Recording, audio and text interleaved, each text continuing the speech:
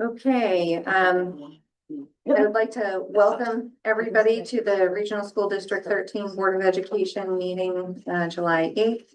And we are just gonna begin with the Pledge of Allegiance. If we could please stand. I pledge allegiance To the flag of the United States of America and to the republic for which stands one nation under God, indivisible, with liberty and justice for all. Thank you, everybody. In case anyone wonders why I'm starting the meeting, it's because we are doing the election of officers tonight. So the superintendent runs the meeting until we make those new elections, which happen at the end of each calendar year after the final election in both towns. That's our timeline. I would like to ask for an approval of the agenda. If somebody could make a motion to approve the agenda. So moved. Do I have a second? I'll second. Thank you. Any discussion? Oh, just one quick thing. Yes, Even though we can talk about it after with the committee reports, yes. I already gave. Yeah, you we know. the full report. All, Okay. all three of them are. Oh, okay. Okay. I don't think you have to amend the agenda, but They're in there again, just because the minutes weren't available on the Okay. last Yeah, I agenda, and figured we there always want was- them linked to the agenda. right. So now that Yeah, they that's were what I figured. available, they're in there. Okay. Okay, all in favor? Aye. Any opposed? Okay. And we would like to welcome our new board member, Tim Vians. Did I say that Yes. correctly? Yep, said it correctly. Okay, great. Hobbling in here. You are already a trooper and you're a board member responsibility. I didn't want to miss the first one. Do you want to tell everybody a little bit about yourself? Sure. My name's Tim Viens. I am from Middlefield. I have two children in the district. I have one that's going to be a senior next year, and I have one that's going to be in seventh grade. I work as in education. I've been in education for about 24 years. My last 14 years of that has been as an admin, working for the state of Connecticut in the technical high schools, and I'm an admin over at Final Tech. And I'm happy to be here. We're very happy to have you here. Thank you very much. Welcome. Thank you. You want to introduce the other people in case he doesn't know? Do you know everybody yet? Well, I've been to quite a few of the meetings, so I mean, I may not know. them Start with personally, Mark. but- I'm Mark Simmons. Hey, Mark. Do you want to give like a? Maybe your town and when you started on the board? Sure. I'm from Durham. I started on the board late last year. I have two kids in the district. I'm happy to be here. All right. Usually. That's Mark. Nick Constantino, Durham, started at the same time as Mark. I'm the local triplet dad and all three of them start in September. All right, that's what I hear. He is the population bubble. Tim Newbig, I'm the Director of Finance. Hi. Matt, Sydney Leggett, superintendent. Bob Moore, that, Hey, Rob. Lucy Petrella, I've been on the board for 10 years and you know me because you know my daughter. Yep. Linda Darcy, Middlefield. Today starts my 5th year. Wow. Congratulations. Yeah, exactly. I think that year 5 is when you get the tattoo, yeah. right?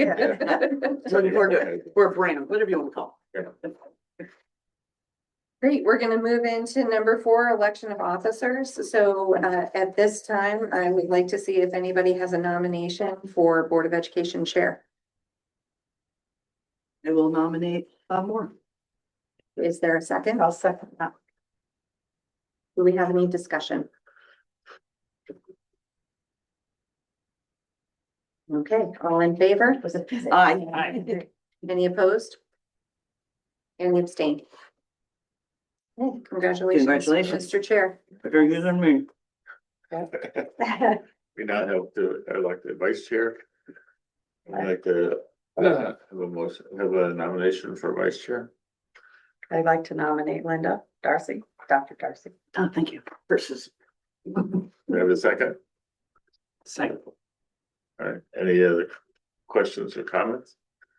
All in favor? Aye. Hi. Aye. Thank you. Any opposed? Oh, sorry. Nobody be opposed to you. How would did they dare? It's me. And we have a A motion to, elected secretary, I will nominate Nick. second. I'll second it. Any, We have any Mark, I other, think, first is that. Yeah. Beat everybody. First second. all in favor? Aye. We have a treasurer, I'd like to. I think Christine still said she'd do it. So I'll nominate Christine Cowan, for treasurer. I'll second. Any comments? All in favor? Aye. Thank you all. I do want to say that how far we've come. I was just saying the same thing, but like we've come so far since the coin toss. It feels great. Right, it definitely does. So, yeah, yes. I think you'll find that we do have fun. We have lots of controversy, but we do have some fun in between. I do the best I can. But it's in charge of fun. I have time for public comment. Any public comment online? Nobody here? There are 4 people online. If you have any public comment, please raise your hand.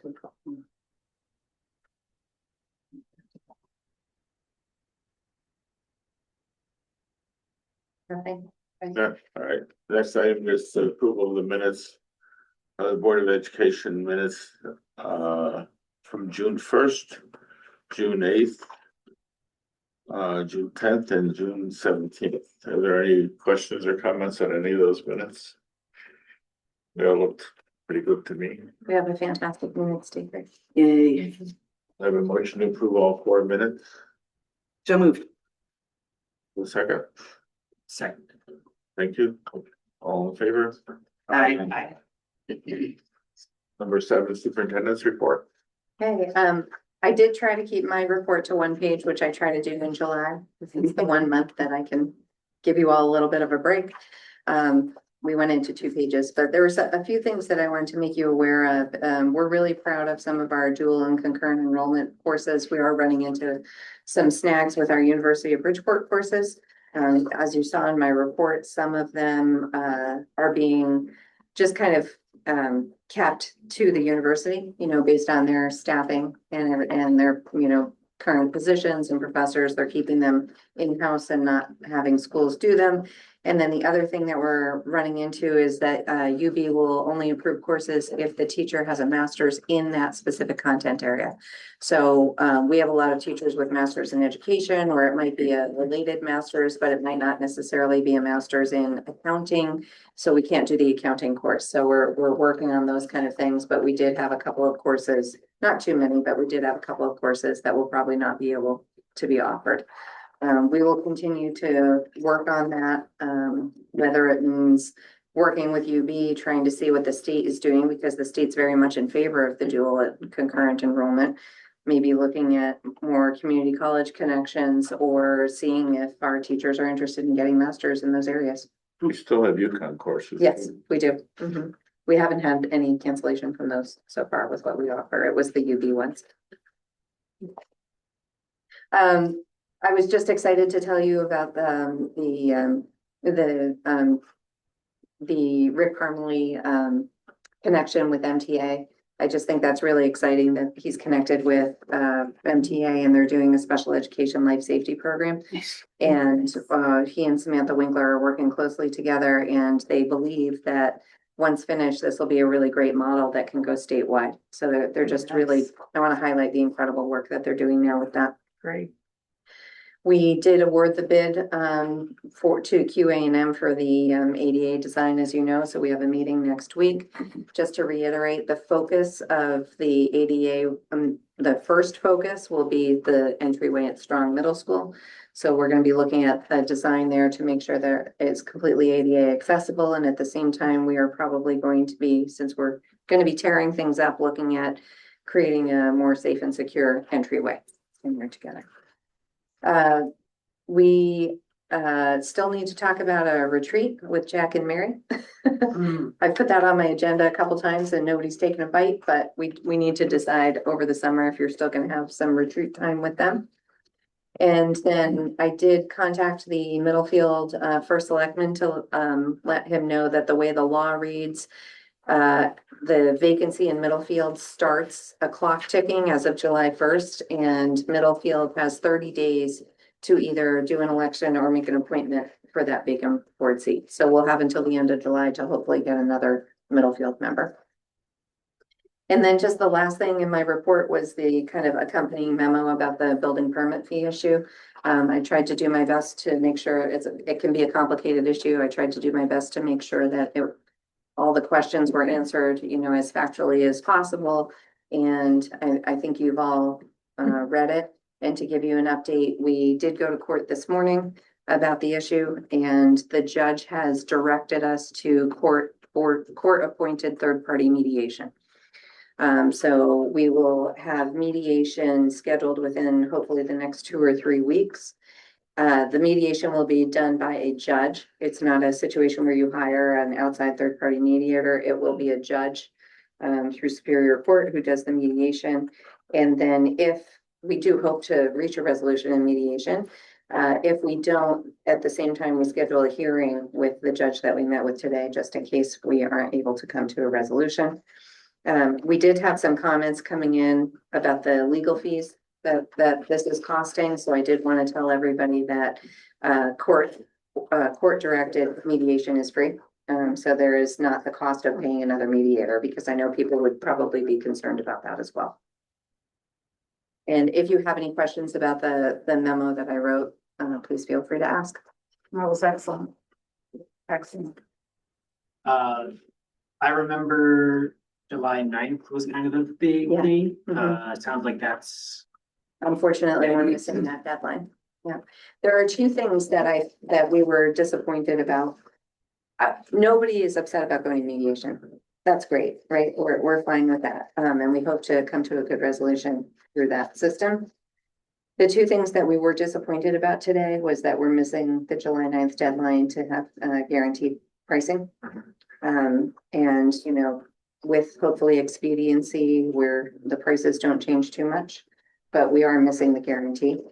The other thing that we really wanted today was we wanted the injunction to stop future permit fees being collected, and that did not happen. So right now we have paid full commercial price for all permit fees with the exception of one. There's only one remaining, which is the HVAC and plumbing permit fee, and that one will be about $180,000. So we have already paid somewhere around $460,000 full commercial price and permit fees. So unfortunately, we missed those two things. It would have been great, honestly, if that injunction was there, because it's always harder to get money back than to have it, but unfortunately that didn't happen.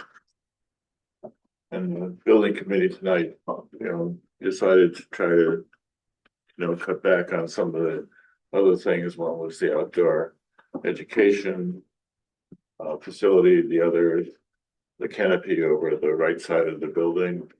We're also looking at possibly half of the pickleball and tennis courts outside and the irrigation system. So a lot of the stuff that's on the outside of the building and site would be ones that could be eliminated and possibly added back later by the town or the district at future time period. But Right, like we'll have the drainage done in the outdoor classroom area, because once it's enclosed, we don't want big vehicles coming in there, right? So that'll be done. But I want to make sure everybody knows we're not eliminating the outdoor classroom at this point. We're kind of doing value management for the outdoor classroom. So it might not look exactly like what we thought it would be, but the building committee felt really strongly about keeping an outdoor classroom space.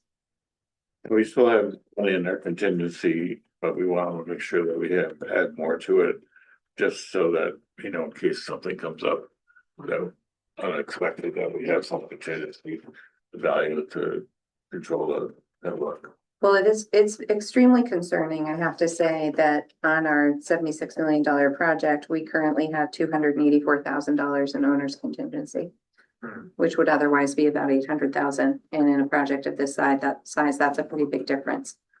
So that is what's putting us at some risk right now. means to eliminate some of the extra things that we could provide. Yeah. We're trying to stick away from those things that are actually education oriented. Mhm. Anything else on the retreat? You want to do something right as before school starts or right after? Sure, I can reach out to Jack and Mary. I just wanted to see what, when they came, I think it was January when they first came, it was really kind of a part one of two. So I assume you want to do part two. I'm game. Okay, so I'll try towards the end of August, maybe, or right Yeah, before school. we'll get I back won't from be everything. I won't be around the end of August, When are you away, Lucy? 26th to the 5th September. And we'll see what we can get. I could come on Zoom. Okay, I've done that. I mean, if that. Yeah. And we do this on a Saturday. well, it's up to you, really.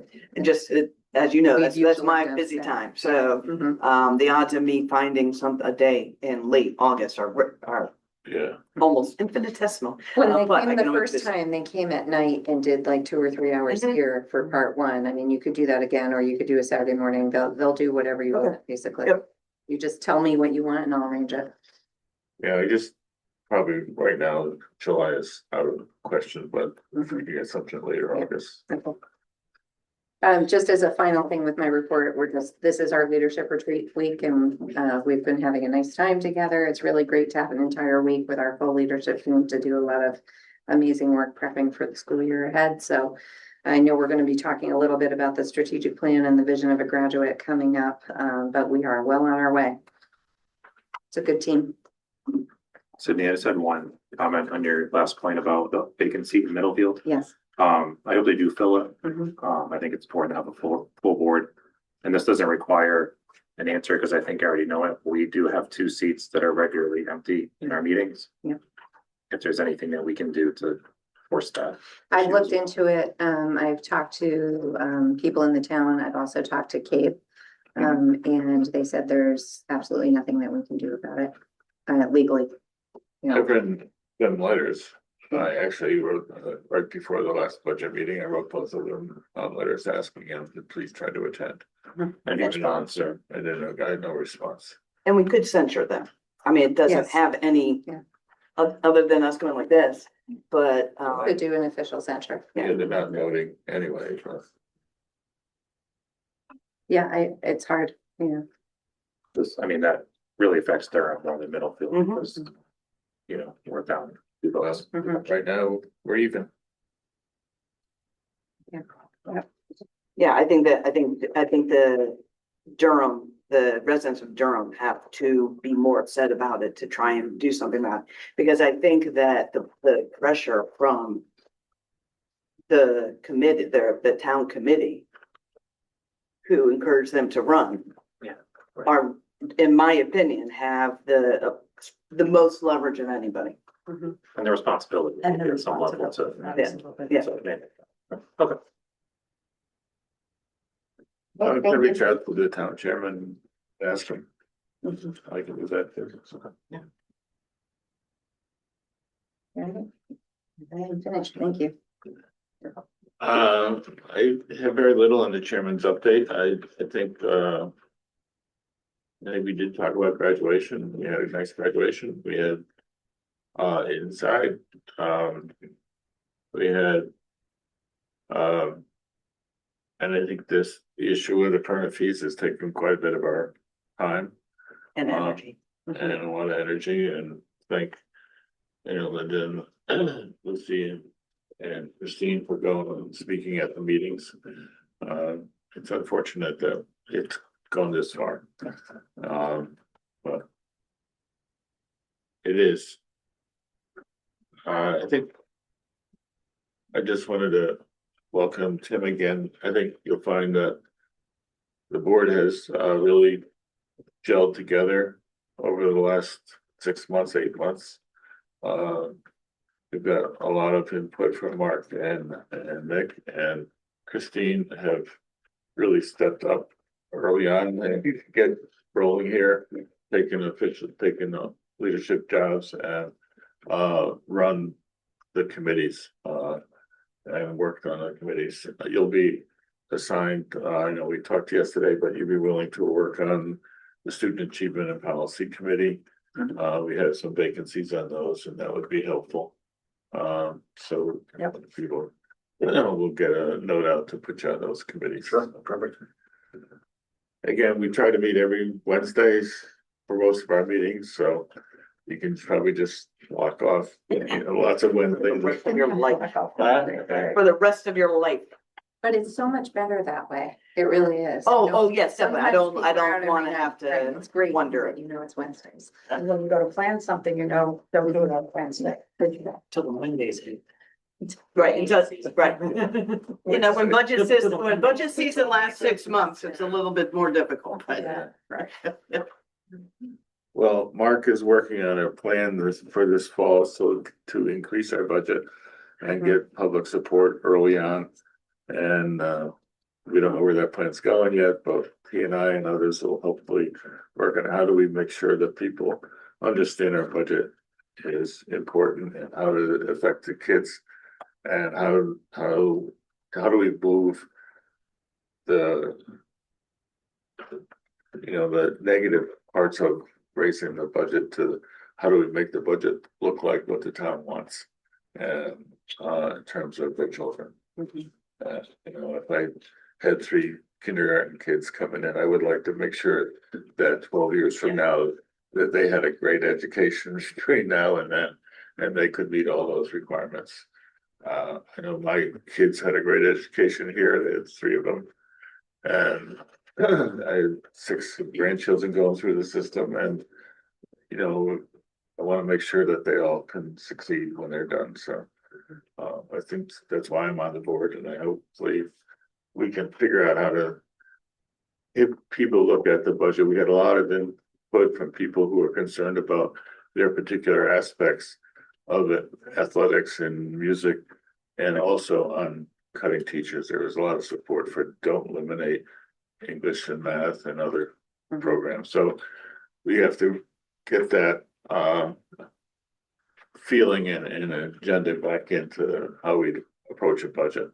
Not just with the numbers, but this is what we're gonna do this year. This is how it's gonna work. I think the strategic plan gives us the tool to get there.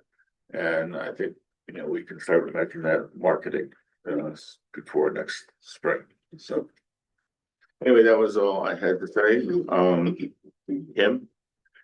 Okay, for the year end of June 2026, we have expended 97.6% of the budget. We've encumbered 98.4%, and we received 100% of our budgeted revenue, which is great. The POs, the business office has been very busy up until June 30th, closing out purchase orders that we are not going to be fulfilling, putting them back into the budget. And then also, once that's happened, when the budget has been passed, we had to load up the new budget into the new year and open that up for the schools to start their purchasing as of July 1. So that has all been done. That does take some time. And I think to be proud for her work on that. And much later than expected. And much later, ultimately. yes, Yeah, there was yes. a shorter time. Which brings us to the year end of the 25-26 school year. And the next step now is to analyze each account to see what has not been expended and why, and what was overexpended and why, and come up with a solid net budget position to report to the board next month. And that will be what we're busy with over the next few weeks. One other odd thing, Kim, you had borrowed money to make payments for the building costs. I just want to make sure the board knows how we're doing that. You had borrowed $20 million to Oh, the bonding? bonding, yeah. The dance. Yeah, what about that? Just explain how we're paying the bills. Okay, so for the building project, yeah, we budgeted, we bonded $20 million. And we anticipate potentially having to bond a little bit more. Originally, we were at the bond 36 million, but since we got that increase in the reimbursement rate, that saved us about 10, 11 million from bonding. roughly. So our next bonding will be a smaller amount. And how that is paid is you get all that money up front, and then you have a year to start repaying the balance back. And then it's a debt service, and then it's paid over 30 years. So that's how we're paying all the bills for the building project. We have not received a progress payment yet. We have one to go in next week, and it'll be right up to the swing space. So it'll be quite a big number that we'll be getting back. I just want to make sure everybody knows that we're not using the budget to pay for them. No, no general fund money whatsoever for the Thanks. project. Thanks, Kim. The new business, I'd like to make an introduction. Do you want to do it? Well, since we're talking about the budget season and going third time's the charm, one of the positions that was very widely discussed was our Director of Teaching and Learning position. And I have the great honor to introduce everybody this evening to Marjorie Light, who is our new Regional School District 13 Director of Teaching and Learning. Welcome. Thrilled to be here. We're very excited to have her on board, especially starting with us here on Leadership Team Week. Marjorie comes to us with a lot of experience. She's already hit the ground running in some of the conversations that we've had with strengthening Tier 1 core instruction, designing excellent support systems throughout the district. Her previous district was East Granby. And she's done some amazing work there, and I'll just brag for you a little bit. You know, one of the things that she is highlighting is that I think you doubled the achievement level for ELA or math. We had, in grade 3, we went from 40% at or above for the state level in mathematics, and this past year was 83% of our students met or exceeded. And for our 5th grade, we were the highest in the state in NGSS. Excellent. And she's bringing all of that here. So we're extremely excited about that. Just a little anecdote about Marjorie. She seems to be like the most expert mover of anybody that I've ever met. Air Force background, and how many times have you moved? 30 addresses in my life. Wow. I thought you meant move or like dancing. Oh, I was excited. She might be able to do that too, but we don't want to scare her away. Okay, all right, yeah, all right. Tell us a little bit about yourself. Oh, sure. So as Dr. Leggett said, I am an Air Force brat, and I grew up, I was born in England. I started my career though in New York State. That's where I got my bachelor and master's degree and started teaching there. I also taught in Durham, North Carolina. And so that district has about 3,000 teachers in it. So I like that I'm in both Durhams and seeing both sides. And then after that, I was selected by the U.S. State Department to be a Fulbright researcher. So I spent 6 months in England doing educational research. And one of my big background is with CTE, Career Tech Ed. And I went to Germany and I studied for 3 weeks there about how they educate their high school age students in CTE. But I'm so happy to be here. I'm just thrilled. The admin team is glorious, and Dr. Leggett is an excellent leader, and I feel so fortunate. Thank you. Does anyone have any questions for Marjorie? We can put her right on the spot, I guess. Yes. Asked you a lot of questions. Yeah. Linda, you gotta ask her a question. I know Marjorie. We know each other. I was Surprising. Right, well, that's why.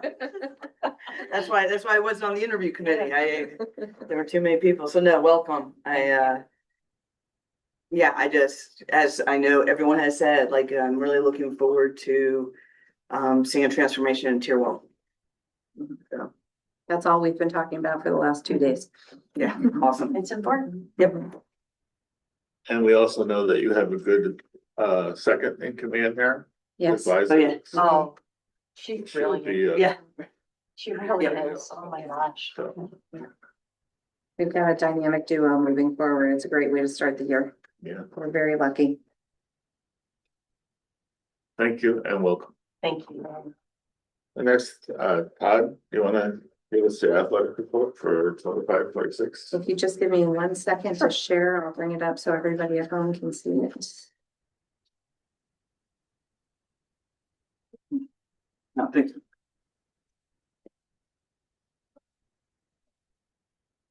Okay, you are ready.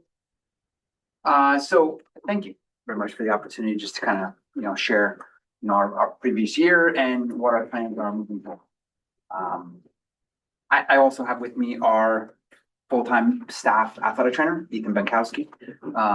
And I have to thank you at the board for that support in bringing him on full-time. And I can't tell you how many schools, not only in our conference, but across the state, still don't have access to an athletic trainer, let alone someone that is here on a regular basis, full-time, not just someone that shows up at 2 o'clock or shows up at games. So having him here is incredibly helpful to all the families here in Durham and Middlefield. And the athletes love them. They do. We do. We like him quite much. So it's always good. He has a great rapport with the kids, great rapport with the parents, and certainly great rapport with staff. And if our school nurse, if Pam Branford gives you your stamp of approval, that's a positive. That's a positive thing. She certainly is a incredible force for our students here. So I wanted to share with you just kind of, I put together this injury, I call it the 3 R's, recognition, response, and reduction. Recognition is something that, our athletic training staff, has to be able to recognize things that are going on, recognizing trends, recognizing numbers, and then, coming to me and having that conversation about what is our response, whether the response is just a one-on-one conversation with coaches, or is that something that we need to do or step in and do something on a larger scale. And then we look at the reduction. The reduction is certainly, how do we reduce those moving forward? How are we proactive in seeing what the past year has been, or the past month has been, or past week has been, and how do we make plans that kind of move forward from there?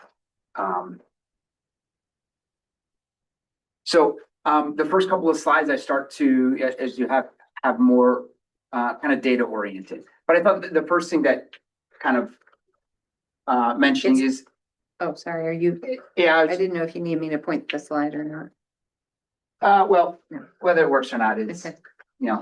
But the first thing is what is an injury report criteria? And I think that's always important to explain to people. Because if you were to go out, twist your ankle out of practice, and you come back the next day with some ice and tape, and then you go out and participate, that doesn't constitute someone that would go onto this surveillance or constitute an athletic injury.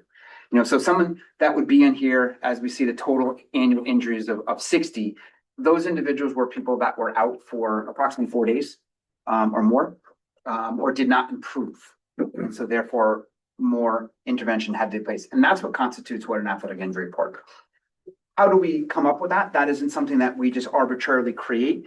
That is created by the athletic training standing orders, which in this case is signed off by an orthopedic physician. In this case, Dr. Driscoll is the individual that oversees that for our district. And so a couple of highlighted things in there is the total annual injuries, at 60. What will that mean? We'll show you the breakdown. Occurred in the fall season. As you can see, almost 3/4 did occur in the fall season. That was something that as we go through, we'll show you what we ended up doing and how we moved forward and went from there. And then I kind of noted in the bottom, in the winter and the spring concussions, I had less than 3. So is it 1 or 2? Well, and that's the challenge that we work for. So when we look at numbers, with us being a small district, we have to take this for things into consideration. So we have to look at what's identifiable, what's not identifiable. And so some of the things in best practices is when you have numbers, and actually some of the best practices were less than 5, but with our smaller numbers, everything looked like less than 5. So we kind of looked at that idea of less than 3. Is that something that was better presented? And all individuals that I spoke to said that seemed to be an okay thing to do. So that's why we'll see in the next slide, those less than 3 and how that kind of worked from there. So you don't identify. No, I understand that, but I've never seen that in this context before. Yeah. Because how is less than 3 less identifiable than two. I mean, if we look at two in one particular sport, We're not, we don't have it broken down. We will. Oh, okay, Yeah. all right. right, so, what we have by season. So in doing that, that's, I mean, when we look at our, I mean, we'll see in the next slide, how many were in the fall versus the winter and the spring. So maybe that would be clear. So what is the, so That's how winter many and spring. concussions were there in the fall? And why isn't that on this slide? We're Because- doing, it will be. We do. I have, yes, more slides. I didn't put everything on one slide. I do have one question before we go on though. Could fewer than three also be zero? Yes, Okay, so zero is included in the, okay. But I assume it's not zero, because otherwise you would write zero. But that's what, that, there's some where we think it might be zero just based on some other data, so I wanted to clarify that fewer than three could mean 0, 1, or 2. Okay, you, Ready? next, yep. So then this might, you know, it kind of gives a little bit more of a breakdown as far as an aggregate data. So what we put together was more of an aggregate as far as over the course of the year, breaking it down by season, what were some of the total injuries and how do we break that down into different categories? So I broke it down into 4 different categories, well, 5, obviously the total injuries on the left-hand side. Then we have concussions, which, you know, there's no other way to break down a concussion, but that also goes in line with some of the reporting factors that our school nurse and our nursing department also has to present to the state. They do present the number of concussions K-12. So that was something we did. And then we did lower extremity, which would obviously be from our hips down, everything from a hip to a knee to an ankle to a foot. We did upper extremity, which would be from our shoulders out to wrist, and then our torso or trunk, which would be our back, our chest. We also incorporated the face and the neck as far as that. So those are kind of what the different categories we created there were. So when we look at concussions, Linda, to kind of answer that first question you had, in the fall, we did have 10 concussions. And then the annual, we had 11. So in the next 2 seasons, we had, you know, obviously there's going to be one that's going to be 0 and one that's going to be 1. But that's the identifier, and that's why we went with best practices, which is showing less than 3. I'm not gonna beat the dead horse, but again, I trust. If Sydney works with you on this, I trust Sydney. It doesn't make sense to me that if it's 0, it's 0. Like, it's not identifying a kid. The idea of FERPA is to not identify students. You can identify sickness. You can identify injuries. It's to, so that the kid isn't identified. So that's why, again, if that's the way it's done, as I'm a assessment data kind of gal. So it just, if that's the way it's done, it just doesn't really make sense to me, but it doesn't have to. I think I'll give you an example, and I totally understand what Yeah. you're saying too. But let's look at the concussion Mhm. column. So we have 10 concussions in the fall. We have an annual total of 11. We have less than 3 or fewer than 3 in both. We know that one of those is 0 and one of those is 1. Right. Right? So if we didn't have that there and we put 0, we'd have to put 1. Mhm. And if we put 1 under spring, we know that one person got a concussion in spring, it might be identifiable in our district. It could be.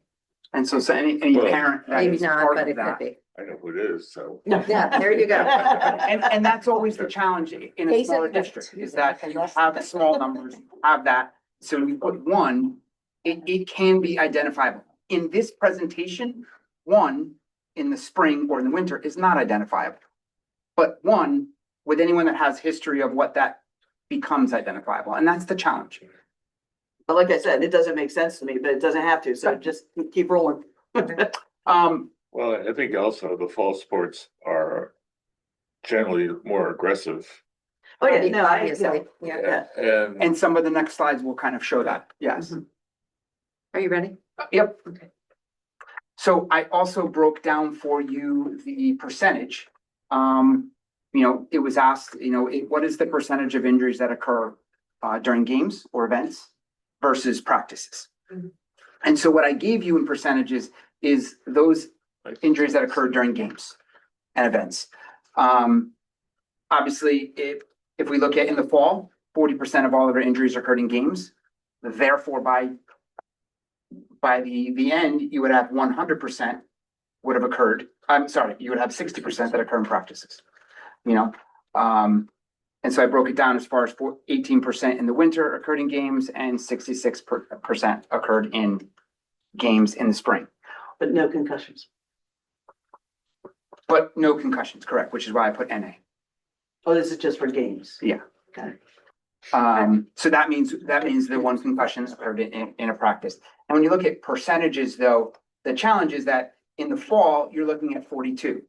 So 42, you're looking at 60 and 40%, and that starts to make some sense there. When you look in the winter, the total winter athletic injuries that reported were 11. So when you look at 18% or 82%, that seems high. 82% of all of our injuries occur in the winter in practice. Well, yes, but that's 9, give or take. So when you look at those, the total number, that's where you look at that and say, okay, well, that's all part of Ethan's and my conversations when we start looking at different types of things. And the same thing for spring, 66% of the injury. But if you're looking at 6, well, that means mathematically you're at about 4. But I wanted to break it down so at least we could see that. And then if you look at concussion, 70%, 70% occurs in games. Again, of the total number. So we're looking at 10, so we've got about 7. So the percentages worked in this particular idea to give you a different percentage of that. I have a question, Sure. because I actually I get concerned that we have just based on this, and I know it's not big numbers like of actual injuries, but I do get concerned that we have, and I can't see Ethan behind you, so there, because it's a question for both of you. I do get concerned that we have a higher rate consistently of injuries in practice. Not just because maybe do we need to look at what's happening in practice more, or honestly, I was an athlete, and what you don't want to do is you don't want to hurt your own players. Right? Because then you don't want other teams to hurt them either, but you definitely don't want your own players to be hurt by your own players, and then you lose your team. So I'd love to ask both of you, do you think there are any changes that we can make with our practices to try and reduce that number? Yes. I think some of that we're going to talk about in the next couple of slides about kind of reducing some of that stuff. I would say during the fall, we have football and soccer, which are our 2 contact sports. And therefore in practices, they're more likely to pick up an injury or knock, something like that during those times. Are they, Does that kind of answer your question? are they spending more time in practice than during a game? Yes, there's more practice time than there is game time.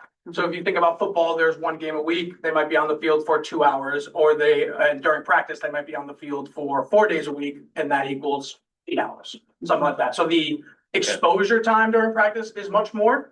What's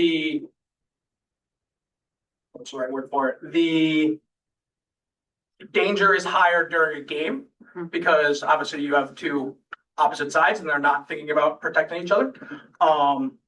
So yeah, that's kind of, I hope I answered your question, as best I could. Sorry, I got a little lost there. My I think apologies.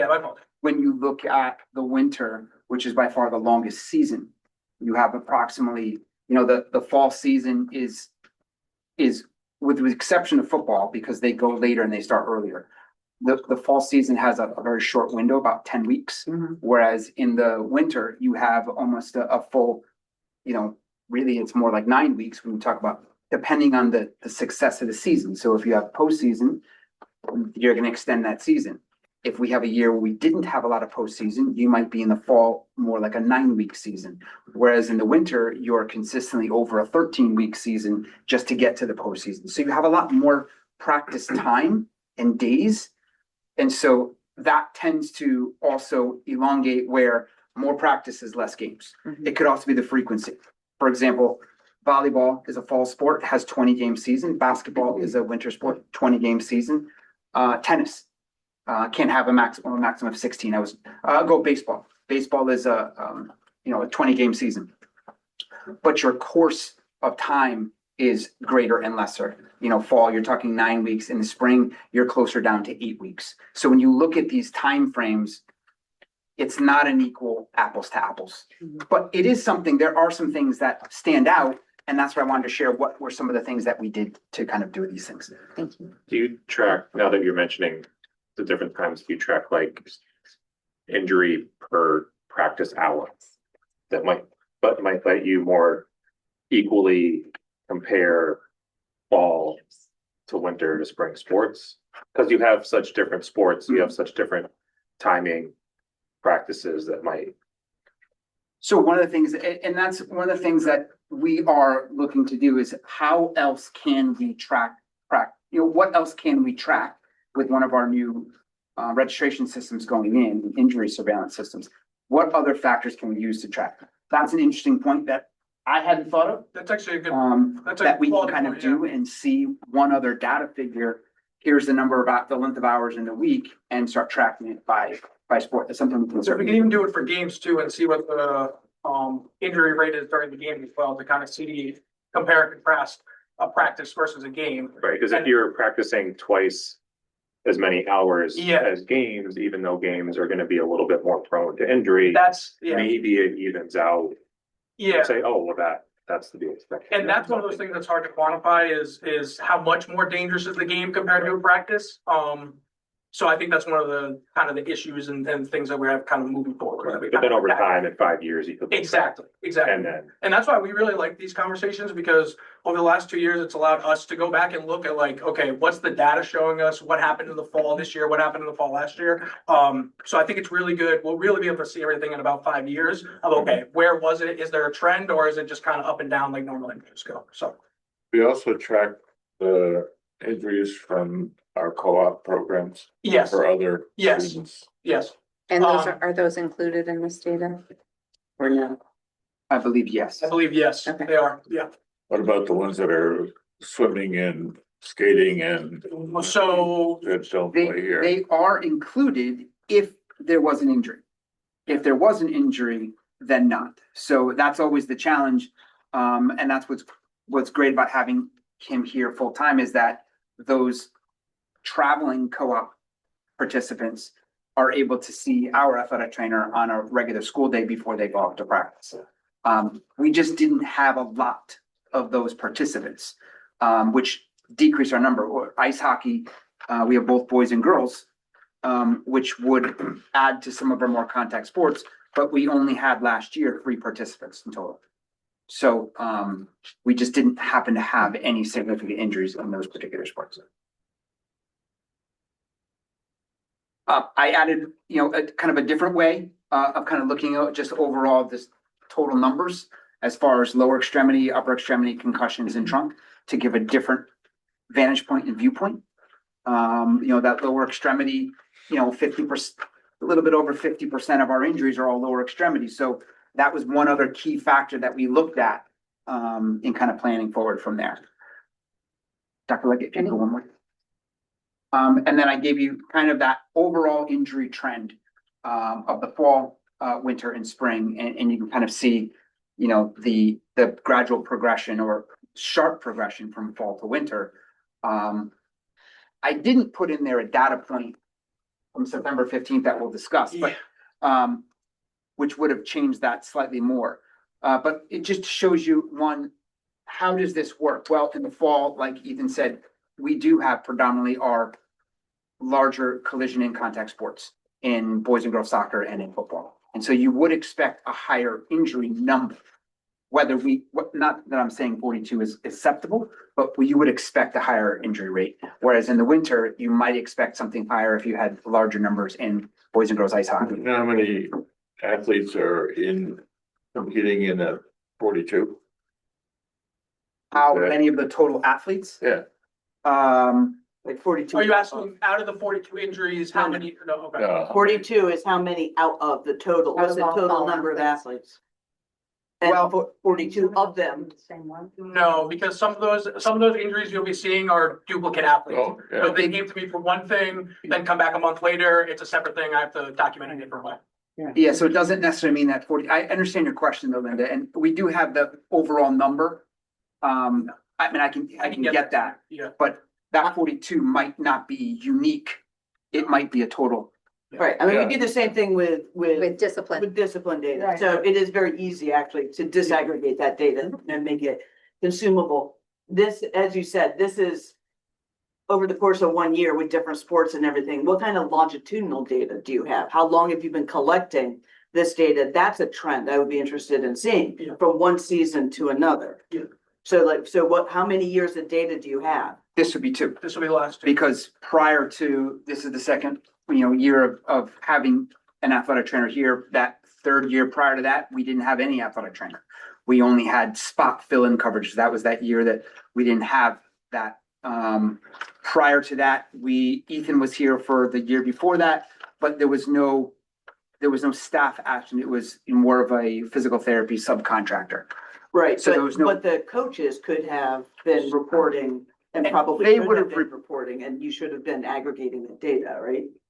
I did not aggregate. Well, no, that. no, I know, but the coaches should have been reporting it, right? So that Injury reports were Yeah. created. Yes, we have that from, every year that I've been Yeah. here, but I don't have any aggregate numbers from that. Yeah. And without having someone here full-time, that may or may not be an accurate number, but it's something that we do have backdated.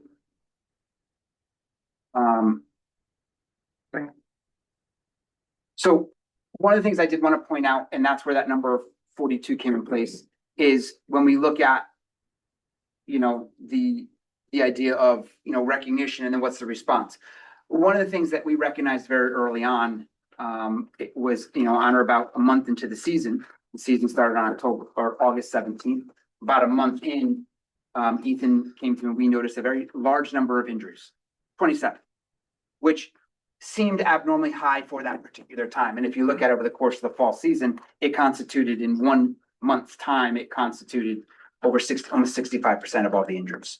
So we looked at that, and we then had to look at, okay, what is going on here and what's the next steps that we take? So what we did is we met with all of our coaches individually.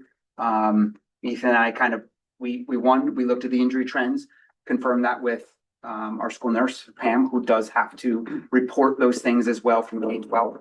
She saw an equally number of injury rates across the board, and from what she had reported to us, this seemed to be a trend as far as increasing. So we decided to meet with all of our coaches and go over what is each of their individual sport injuries and what could be done, what could be monitored, what could be changed. And so we wound up doing that with each one of our teams over the course of the next week. And then we ended up modifying some of those practice plans, and some of those modified plans may have been in decreasing conditioning or decreasing, increasing warm-up time or increasing different types of things. We looked at, in the sport of football, we looked at contact as far as limiting their contact minutes. CIC does have a standard of what that week by week contact period was.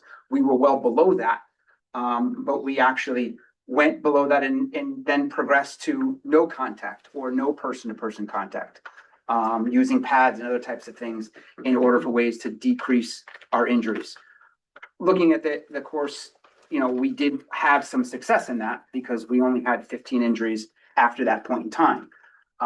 But it was adding into what are some of the reasons why this may have occurred. And so that was part of it. Did you look at the age of the athlete? We did, and if you can bear with me, Bob, I do have some of the age of that, but we did look at that. We looked at some of the possible contributing factors. And this was also after, not only after the fall, but then also in the winter and as we went into the spring. And one of which, Bob, as you said, we looked at the age, and what we found having, and we had a large number of increased underclassmen competing at the varsity level. And when you look at what the current model of youth sports is you have a lot of travel sports and you have age groups. When you get to high school, that's the first time that you have those age groups now be 4 to 5 years. And so when you have 14-year-old individuals who may be quite skilled playing against 18 and 19-year-old adults in a high school setting, Yeah. there is a difference in that. And that was one, we saw that as a factor. We also looked at increased participation demands. Does that change the training at all? Yes. well, these were some of the contributing factors, one of which was in the summer training. And we looked at that.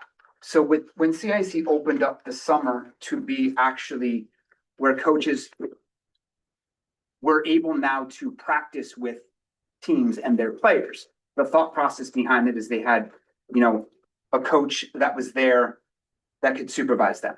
The challenge in a small district, though, is you have this open to all sports. So you now have an individual that could be competing as a fall sport in sport of soccer, in a winter sport in basketball, and also in a spring sport.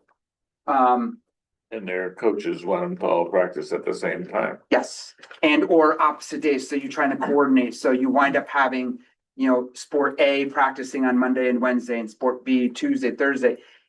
And in a small school district, that creates a significant challenge, and that was a contributing factor that we saw in there, which led to some of our changes from upcoming summer. I'm sorry, Bob? How do we reduce that? So we show in this upcoming summer. So one of the things that we did is we limited some of the conditioning days, and we limited practice days. We also talked to all of our coaches about what their plans were, and as far as what they would be permitted to do and how many they should be doing, and trying to limit that. We also added things like increased rest, and separation. The calendar last year was certainly something that didn't work to our I advantage. met one of the young woman and the girl, she's a freshman, she's in the basketball, she's playing basketball a couple nights a week in Wallingford with the team. And then she's playing soccer during the day, also, all summer. And, she's 14 years old? And she's not alone, I just know her. And, so I was saying, can't we adjust their schedule with the coaches so they have less? We're limited in how we can adjust that, though, with those Right.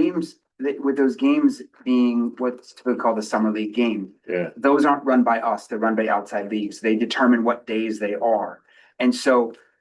But now the coaches can actually have practices where in the past, they couldn't, right? Correct. So we've limited, so if, one of the things, if they're coaching that summer league game, they're not permitted to have 2 practices during the week. And we've also been tracking and managing how many conditioning sessions you have. So trying to limit that participation, but yet we don't have the ability to tell a kid that they can't play in a summer league game for multiple sports. And so that's another piece in But tracking those. but the kid at 14 is committed to saying, if I don't go, I'm not gonna get a starting position. If I don't go, I'm not gonna be getting a position in where I wanna play. So there's a pressure on the kid to be everywhere at those things at the same time. And I think as a school, we gotta think about that. We're forcing kids into these areas. And I wish we did that in tier 1, but we're forcing kids in athletics to push themselves very hard in many sports. I mean, some of them are gonna be fine no matter what they do because they're great athletes, but. But our control would be in the coaches and what they do. So Yeah. for example, we'll use basketball, as you said. So our girls' basketball team is not practicing during the summer. But they're playing the youth league over at Wallingford. But those individuals are, if they chose to participate in a league, an outside league, they can. That's a mother and father question. Yeah, Not necessarily there. So our response to the school district is to track those multi-sport athletes, and to then send out additional communications to the parents, make sure they're aware of, hey, you're receiving this communication because your son or daughter participates in more than one sport, and that runs the risk of their overtraining. And so here are the things they need to watch out for. And so that's the preventative measures that we can take instead of saying you're not permitted to play in a basketball league. Because we really don't have that ability to do No. that.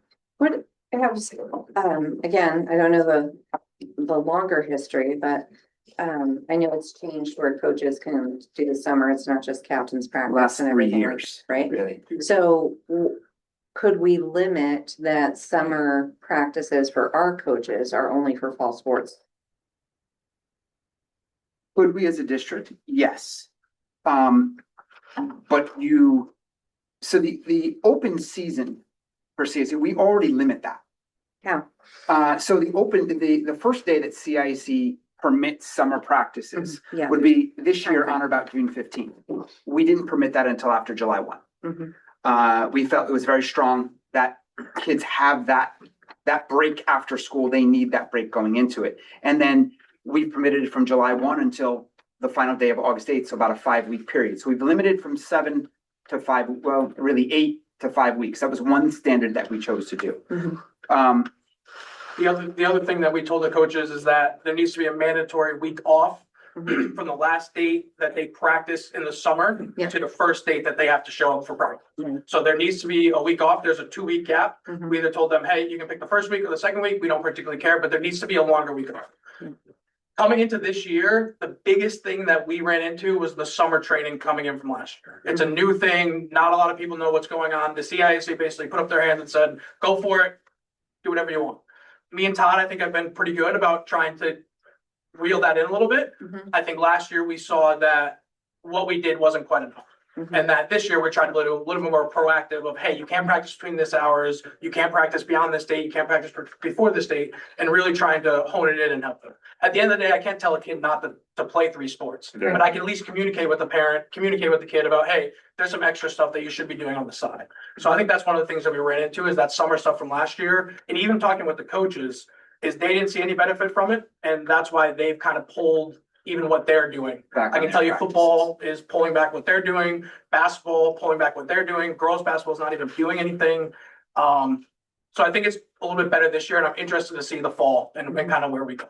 And so one of the things directly with girls basketball, well, some of our coaches have decided instead of actually doing the physical activity, they're having more oversight at the game instead of a parent just coming in or a kid coming, because these games aren't run by schools.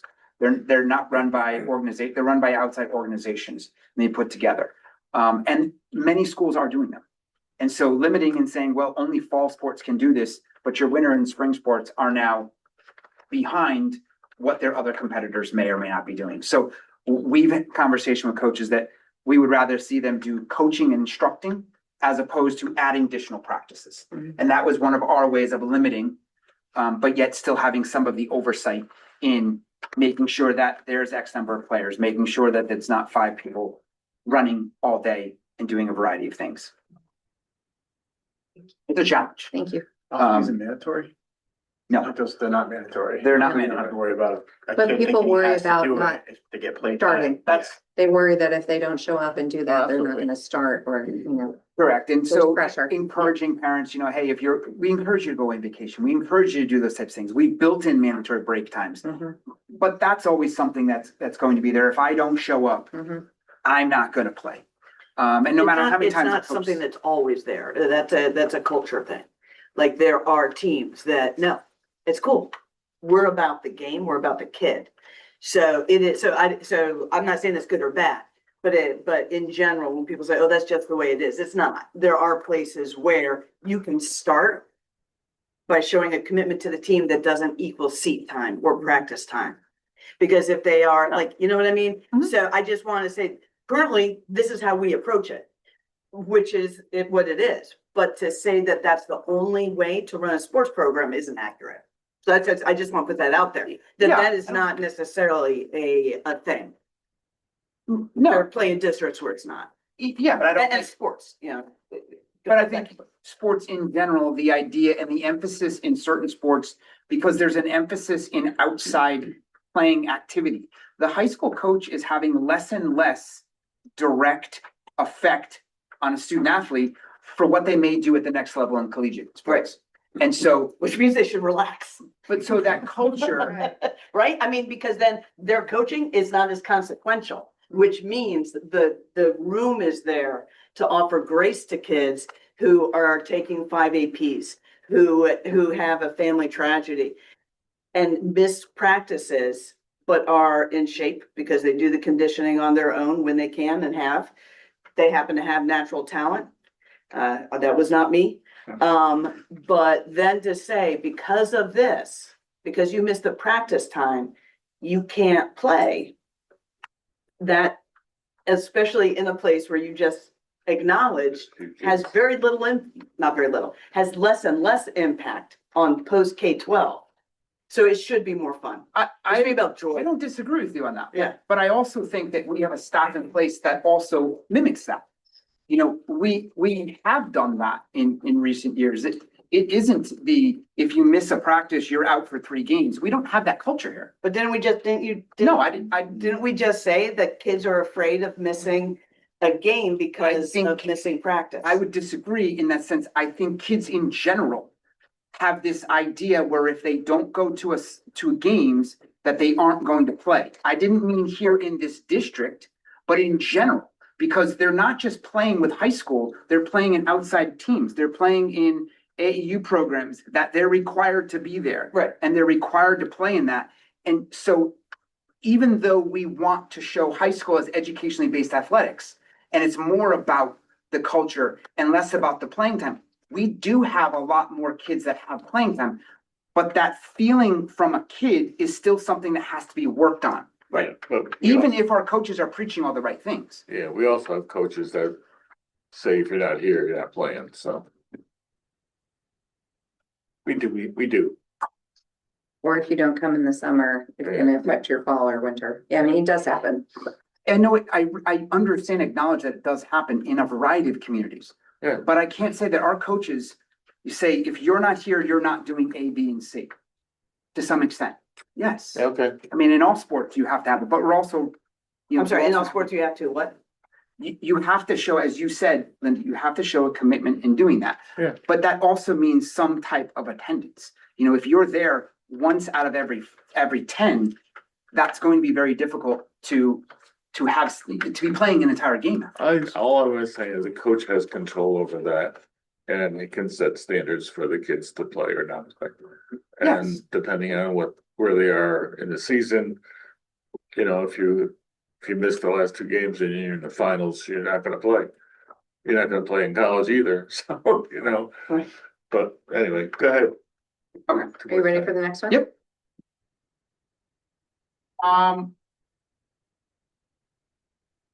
Just looking at some of the positive outcomes, we talked about some of the things that we're working on, but we were able to, you know, after that point in early September, we did have a drastic reduction in the last 15 weeks of the season, you know, of only having 15 injuries. Again, 3 of those final weeks are going to be football related because most of our teams ended at the very beginning of November, but we did have a drastic decrease across all of our sports in those types of injuries with some of the changes that we made. We also had a lot more communication between our coaches and our athletic training staff. So what that established also is kind of a regular conversations that Ethan was able to have with all of the coaches throughout the season on a regular basis, not just what I had with them during the season. We kind of had the emphasis on, you know, slower recoveries and you know, that importance of conditioning, but yet importance of not over conditioning. You know, at the 3/4 through the season, you know, running 5 days a week may not be the most appropriate thing to do in a particular field sport. You know, so that's kind of what that target monitoring of athlete workload was. We went over many of these things. We talked about some of the things in the summer, but again, our changed participation requirements. We do have a lot of heat safety protocols. I can't tell you the amount of schools that choose not to oversee the summer and therefore don't oversee heat. And they just say, oh, it's on you. You can go out, you can practice, you can do what you want to do. We chose not to do that. You know, we canceled practice during the heat index periods last week. We canceled practice for a 2-day period and didn't permit any outdoor practice. Many other schools just did whatever they want. And we don't think that's a safe period in that. But we emphasize hydration and the continuing education. In Ethan's last communication out during the heat index, the first thing he said was about hydration and how do you do that, and especially in the summer. Some of our priorities that we're looking, you know, for this season and beyond is we do want to expand our strength and conditioning participation. One of the things that we did notice from 2 years ago is we saw a significant lack of the use of the weight room by teams. We saw that from 2 years ago, we had large numbers of seniors and large number of individuals that were participating in multiple sports. And so our winter sports, when they tried to do conditioning sessions in the fall, we're having very few participants come because they're playing fall sports. Same thing we saw in the spring. Our baseball program in particular, was doing strength and conditioning programs, and you only had 3 people show up. And so with that, we've seen a lack of teams using that. And that's something that Ethan and I have talked about, different ideas that we have, kind of moving forward and doing some of those types of things. We're going to continue to do our injury trend and monitoring. I'm interested, that idea about practice hours and things is one other thing to track. That'd be an interesting database, that I'm curious to kind of see. Additional education on sleeping and eating, hydration, recovery. We're still doing high school athletes, and the amount of times kids come into school and then they don't eat throughout the day and their first snack is after school. We need to encourage that, and we need to also encourage parents to encourage that as far as eating throughout the day, what's correct and proper things.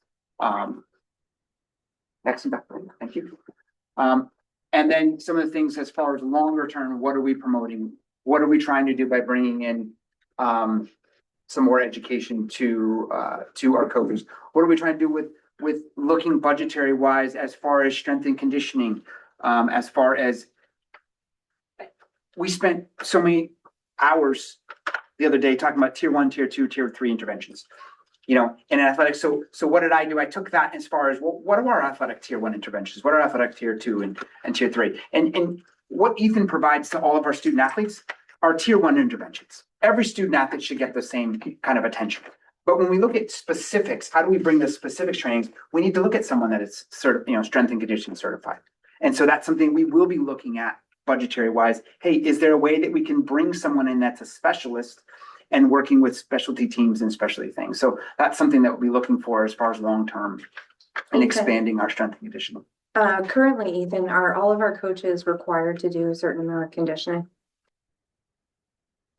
There's a 10-day CIAC, what's correct terminology for it? It's a window. Climatization period, I guess, that they have to do 10 practices before they're allowed to be in a game.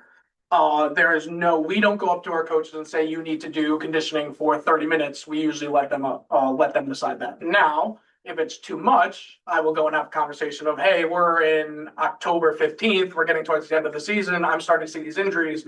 We start to back off of that. Yeah. Most of the time, I will let the coaches make those decisions. At the end of the day, it's their team. They know how to condition them the best way. I'm just trying to make sure that they're safe. As long as they're safe, and as long as I'm not hearing from parents and from kids that, hey, this isn't working out, this is too much. As long as that's not happening, I'll kind of leave it up to them. Yeah, I mean, just like the right kind of conditioning prevents injuries. Yes, Like we yeah, know that, 100%, right? The yeah. right kind of strength training, yoga, the right kind Yeah. of conditioning Yeah. prevents injuries. So I just didn't know.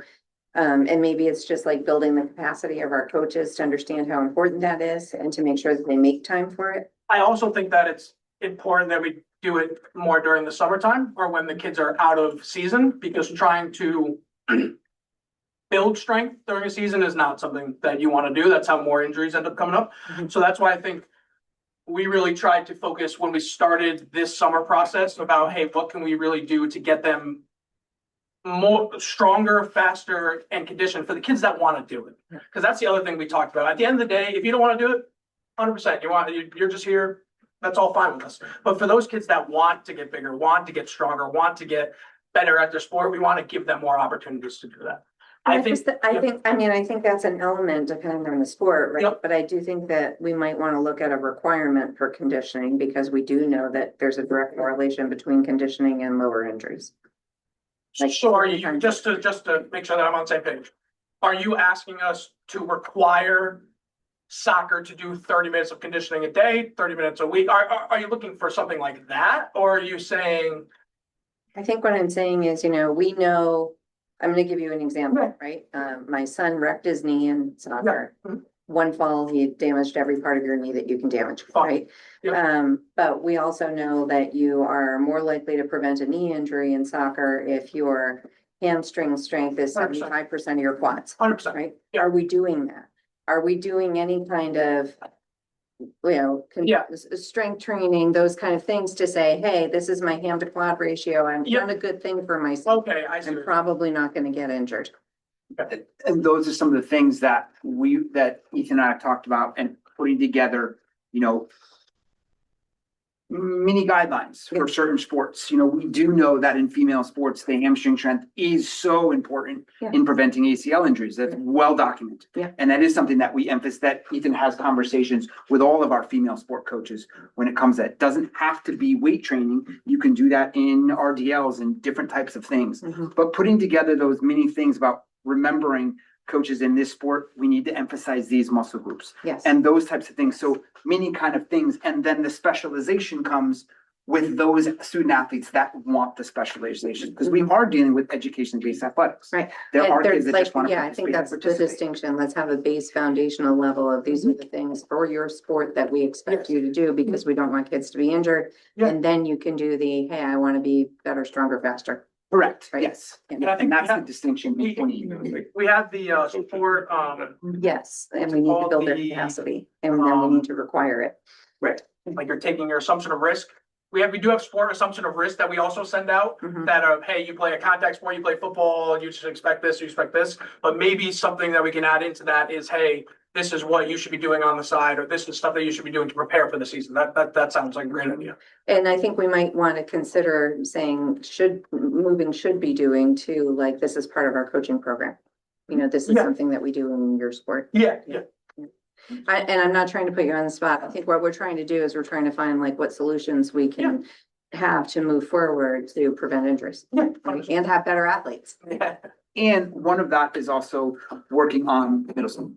Yeah. And doing some of the things that we're gonna be working on this year is putting together basic things that we don't want middle school student athletes to be utilizing weight, but there's plenty of things in body weight that they can be doing in a level of expectation. Mhm. You know, about whether it's walking on the track, whether it's running the track, but coming in as opposed to coming in and never doing anything. Mhm. And then all of a sudden now we're starting the conditioning piece, which is, Mhm. you know, always a problem. As many times as you encourage it and you send out conditioning programs for particular sports, especially in the fall, over the summer, there's still a significant portion of student athletes that come in unconditioned. Mhm. And so that's where that 10 days of practice really comes into trying to help out and getting that one. I think the last one is just kind of a finalizing, you know, going over those key findings, which we talked about.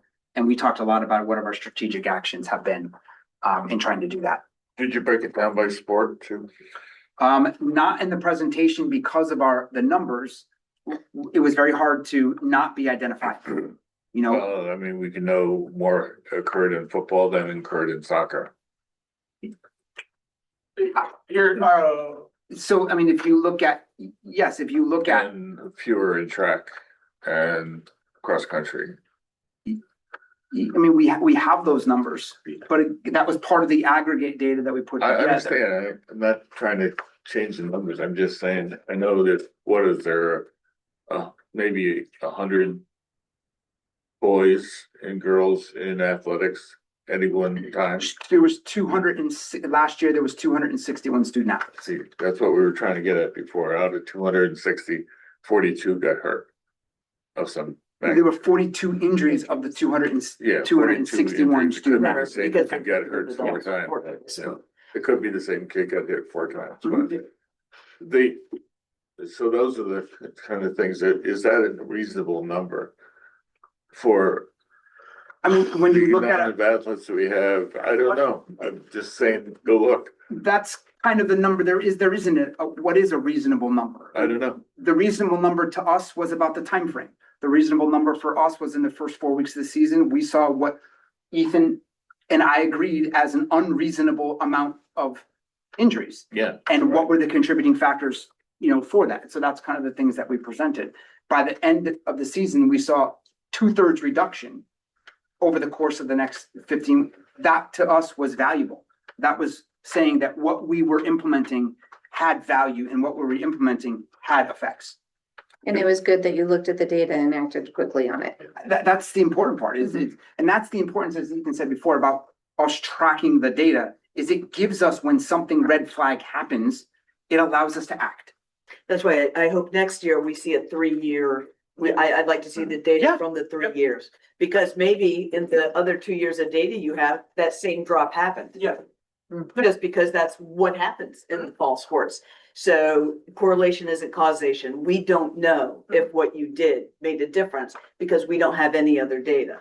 Correct, correct. So that's why it would be good to see the 3 year. I agree. I think one of the issues that we run into is there's nothing to compare it to. So I can't go into a database and say Durham, North Carolina's high school system had this amount of injuries with this amount of participants. We don't have the ability to do that. The only thing that I can do is talk to my peers and say, hey, what are you seeing? What's your normal level of stuff? So I think that's one of the things we got run into. Yeah, I'm gonna ask the last question. I do worry about concussions, especially since we are a learning organization, right? So when we're looking at the fact that we had, like, for example, I think it was 10 concussions in the fall. Are you able to tell me how many kids that was? Because I worry especially about the secondary impact concussion, like how many kids are getting more than one concussion?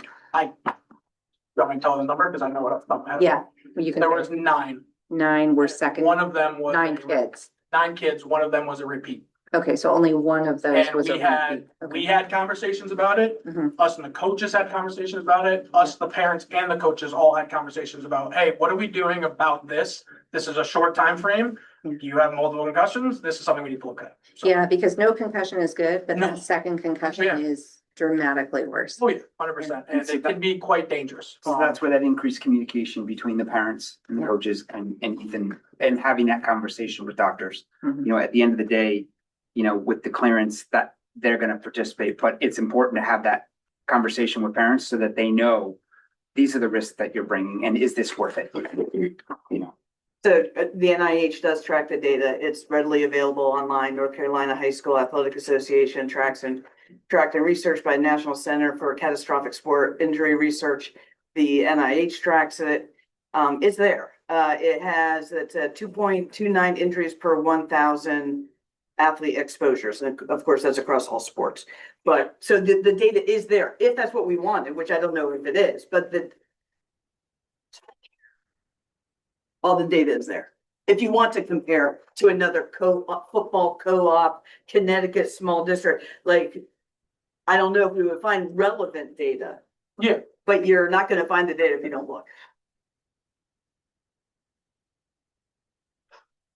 thank you. Thank you. Any other questions for Todd? No, I'd just like to have a copy. Are we gonna get copies of this? It's in your board packet. Came in the board package at the end. Yeah. I think that PDF is old though. Sorry. Oh, there That's was one different. slide we changed, Yeah. or we changed 2 slides, so we didn't, I think we, Yeah, slide is it the 2 old one that's in Doesn't there? have less than 3 on. It has 0. Yeah. Oh, that's funny. Nailed it. Thank you very much. Thank you. Appreciate your time. Thank you. Thank you, Ethan. Of course. Thank you, Ethan. Everybody have a nice summer. See you- Thanks, you too. See you in a couple weeks. Keep him healthy, okay? Yeah, try my best.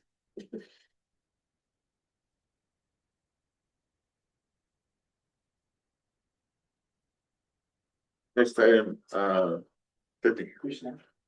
Okay, I gave the presentation before, so I'm not gonna go over that again, but since July is generally a time where we have a little bit more time to discuss and think, I wanted to make sure that on the agenda, we had any questions or comments, revisions, anything that you're looking for in the purpose, vision, and plan that went out. And also just to let you know, I've sent it out to the community. So it went out on Parent Square, it went out on social media. I did people did seem to like the video from the budget. So I did a video about purpose, vision, and plan to walk everybody through all of the documents and then put them all out there. And then I started running a series of staff sessions to see if staff wanted to come and ask questions before school was out. And then I have 2 sessions scheduled in the one tomorrow and one next week for just any community member to join on a Zoom meeting to see if they have any questions or revisions or anything. So we're getting questions, revisions, feedback, suggestions. So those kind of things are coming in. I hope we have a good attendance tomorrow night and next week. It would be nice to hear more from the community. The other thing that I did is I sent the video, the documents specifically, so it was on the top of their inbox to anybody who participated in a focus group. So anybody who signed up to be in a focus group, they got a special nod, like, hey, it's ready, please make sure that you look this over. Have you had any other feedback from the staff? Yeah, staff have had, come to sessions and have had a lot of good suggestions, a lot of questions, a lot of clarifications. You know, some of the things are not actual SMART goals or action steps. They're still listed as potential action steps until we decide where we're going. So I think most of the staff questions are like, well, what does that mean we're gonna do? You know, how are we gonna do that? They want to know exactly what's gonna happen, which I tell them will be part of their work. You know, like if we say this is our goal, this is our objective, this is a potential action step, that's what we, you know, hand the baton over to the high school, the middle school, elementary, to their staff, and have the instructional coaches, our director of teaching and learning, or the principal, whoever is taking point on that, to say, okay, like, what are we gonna do? We're not dictating that. It's at this point, if it's something that the staff need to decide on, they will get together and have time to decide on it. Is there anything that the board is needed to do other than in the resource area? Well, you have annual goals that you're gonna decide on. Yeah, And once you approve it, you have some responsibilities and resources under capital, and then, Yeah, you know, right. the board's gonna have decisions to make for a lot of this, like when things for tier one protocols come forward, when, you know, when we think of, I'm trying to think of some of the other examples, some of the culture and climate things might come to board decisions. Eventually, you just don't need to decide anything immediately, except if this vision, purpose, and plan represents where you think the district should go for the next 5 years. And then you can tell me if you really have any concerns or any tweaks over any of the goals or objectives at this point. Or suggestions. If you're like, hey, this action step is missing, think about this one. Well, we have one on here that we continue retreats and collaborative thing is one of the things. End of August. And the end of Sometime in August. August. So that's one of the things that's on the plan, Yeah. and yeah, I read through all these things, and of course, I can't remember any of them, but I do like the idea that it's all there, it's all we can watch, we can monitor, and we can pay attention to it. And I think it's really well done, frankly, and I think it's easy to follow.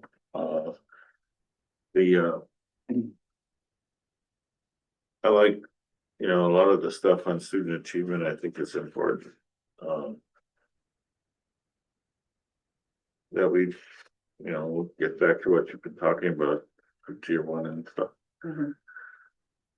I think from the feedback I've gotten from people so far, and feel free to chime in, but I think what people really want to see is, here is 26, 27. This is what we've targeted for this year. And I want to know what we're gonna do and start talking about how we're gonna do it and how we're gonna know if we're doing it well. When you look at the whole thing together, it can feel completely overwhelming, right? So I think people want to say, okay, this is our first year. This is how we're gonna roll it out. This is how it's going to build. If we target the growth-oriented learner in the first year, what does that mean? What are we gonna do with it? Those kind of questions. That's what I hear more than anything. I love it. I love having a direction. I think it is complete. It's the 360 view of the kid. And the instruction, I think, just makes me smile. I think people feel just so much more comfortable with a plan. Yeah. Yeah. Even if some of the action steps aren't completely defined yet, people like knowing, okay, we are focusing on tier one and MTSS. We knew that that's where we need to start. So let's dive in and do it.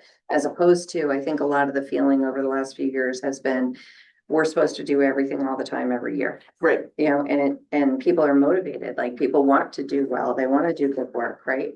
But then you just you're not setting yourself up to be successful.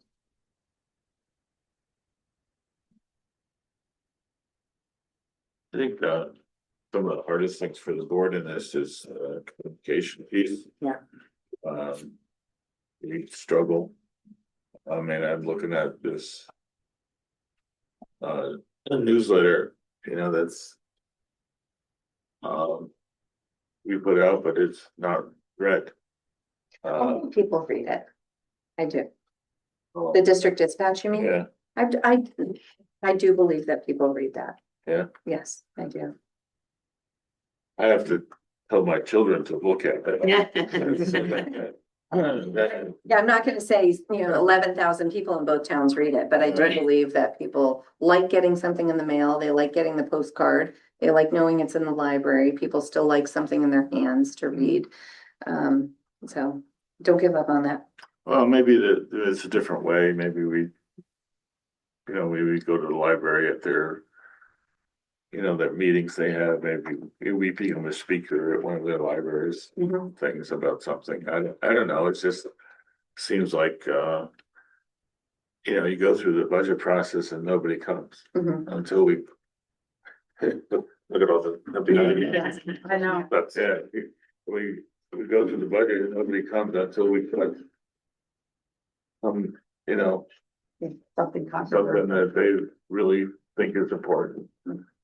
I do think, and we've talked about this and it is in the works and it's in one of the strategic plan is we Yeah. need a good social media plan, which, we started with, I believe the consultant and students are developing the social media plan, so that's in the works. So we do need to be more proactive about that. I do think we're learning, right? I think we learned that the video helped, right? So Yeah. whenever we need to, we'll get those videos out I there. think the FAQ, I think we The have FAQ. a gold mine in that format, Yeah. because I think it's very, what is happening with these bugs? It's not just me, right? Very I think it's the garbage from lunch, so. Ah. But to Bob's point, like if we want people to hear, we need to go to them. And so I do think, and so social media is one thing, but it's not gonna hit some of the population that. I mean, I don't want to paint a broad brush, right? But people without kids in the system are often some of the people we need to convince. Mhm. So I think if we go to senior centers, if we go to where they are Mhm. and talk about the budget and just the good things happening. It brings some of the great presentations that we have into the community. It's hard to say no when you picture those cute little faces. Yeah. I mean, I can do it, but. People really, in the focus groups and the communities, people really miss the newspaper. Yeah. They really miss the Oh. newspaper. And this one, the newspaper, Oh. The Devils, Town Times. their town times and the Devil's Advocate. Even though it was all about. Even though it didn't have a lot, it was still had something and you had still had an avenue to put something into. Well, maybe But now we have create a nothing. school newspaper and just send it out. Well, we have a school newspaper, But it's all online now. it's online, right? So maybe we go back to printing a few editions a year or something. Cause the articles that kids write are really good Mhm. and. It's nice to have them out there somehow. Mhm. I mean, we don't even get the sports coverage. It's not here, the Middletown Press and the Current used to give us all the sporting results. You can't find any high school sporting results. There is no Middletown Press anymore. It Yeah. doesn't That exist. doesn't help.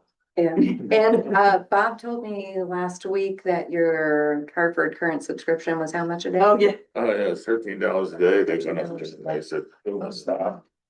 for something you can get on AP, because most of their Yeah. reporting, they buy off of the Associated Press. So, I gotta just, reduce, but it's still a lot of money. I'm gonna jump back just to some other comments. A few questions came forward about when we're looking at the vision of a graduate part. And there were some questions about why aren't we doing the more traditional portrait of a graduate, vision of a graduate, where it's like you get content and you get social skills and you get like those kind of things. And the reason for that is that, research, the feedback that we got from the community is that the future that we're preparing kids for is integrated, right?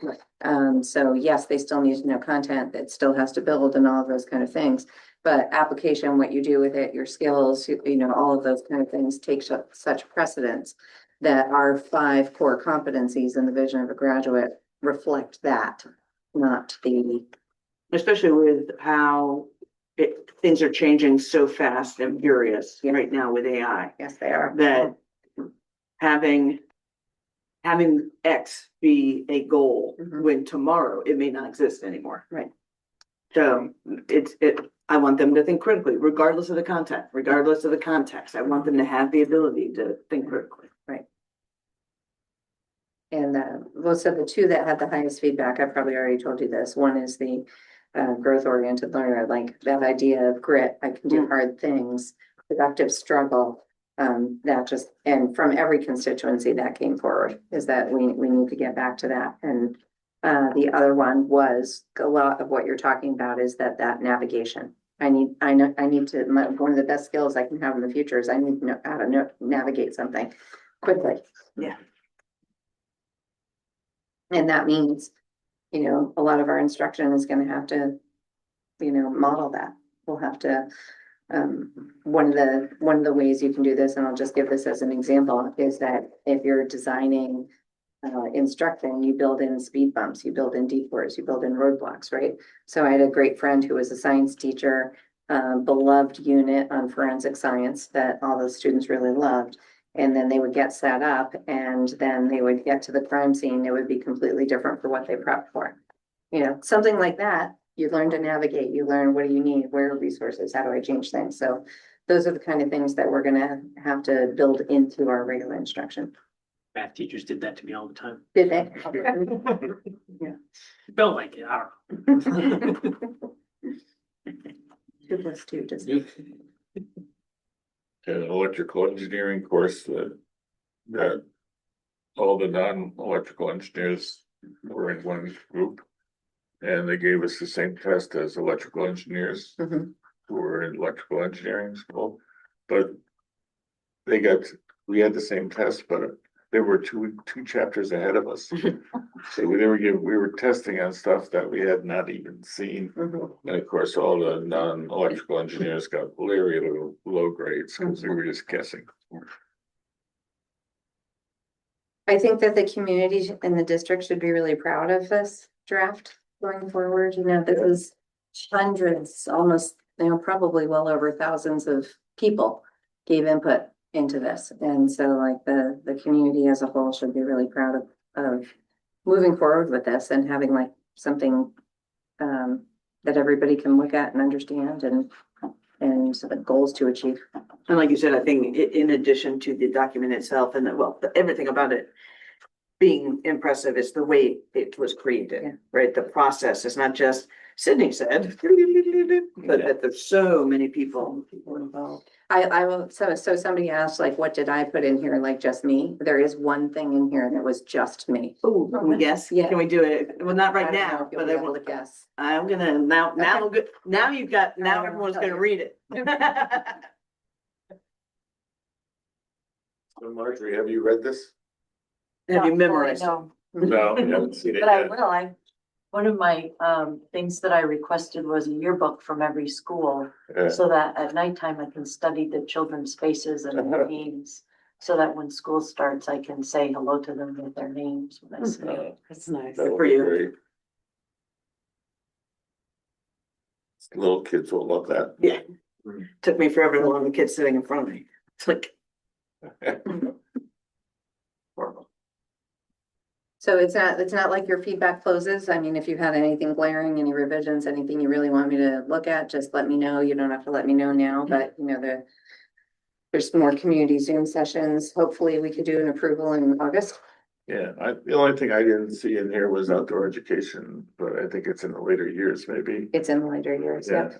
What, the focus there is like, and that came through really strong in the It always feedback. does, yeah. But what we wanted to do is we wanted to put that sequence wise in a place where Three Oaks Memorial transition has happened, it's open, and then we can, you know, add that in. So it's in there. We just want to make sure that we time it right again, so that we're not trying to throw that in while we're opening the school all at once. Yeah, it's just that it always comes up. And it came up repeatedly. And that gives us time to think about how to do it well. Yeah. Any other, Tim and Todd, you're welcome to chime in too. It's not just me. But I'm not going to say anything. I mean, no, I think it's a.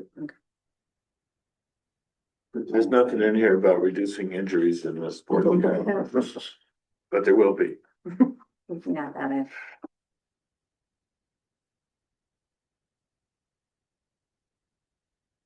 All right, if, no, this we would try to get an adoption, for our August meeting. Which is, I forget the date, August 11th or something like that. I don't know what the I think date it is August 11th. is. August 12th. Oh, So, August 12th. great. And I know I really like reading it. I still couldn't figure out how to get to the Capital. Capitol because it said I needed permission, so Yeah, let me change that. that's okay. Well, I should change it for everybody because everybody should be able to see it. Next is the non-resident tuition rate, Kim. Yes, so board policy 5118, non-resident student tuition. I didn't put the whole policy here, but I put the part that as amended in February 12th, of 2025. It requires for tuition rates for non-resident students to be set by the Board of Ed yearly. It's for 1 year only, and I put two ways that it can be computed. It can be computed more than two ways, but the old policy had it simply as the budget, the audited budget divided by the number of students, and it didn't even say when, what date you look at the number of students, because that's a moving target, I picked June, the end of the year. So you take the 26-27 approved budget, you divide it by the number of students that were enrolled last day of school of June, and you come up with a tuition rate for the next year. That was the old way of doing it. We do get parents that ask us what the tuition rate is, and of course that's prorated for the year. And oftentimes that's too high for them. But that is how the old policy dictated. This policy doesn't have anything dictated, but a recent CASBO group kind of study, we all reported how we're calculating that, and it was the last audited per pupil expenditure. So our last audited per pupil expenditure was 24-25, because that gets audited. They release it in October after the year end, and then it's released as final in the following January. Using that methodology, the per pupil, the rate that we would charge students would be $29,509, as opposed to the $35,000 using the prior method.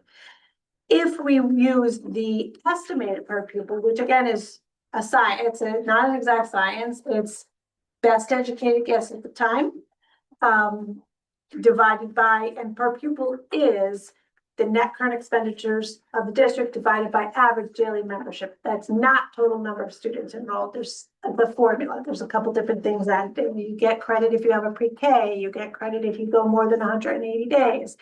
And that would be 29,665. So those two were similar, the audited and the estimated. I'm looking for you to let me know which way you'd like to do it. Maybe you have a third suggestion of how we would charge. An important note is that special education services are not included in this number. Those are additional. If a student had to have special education services, that would be added on to that 29,000, as well as we do not provide transportation. So that would be on the parent.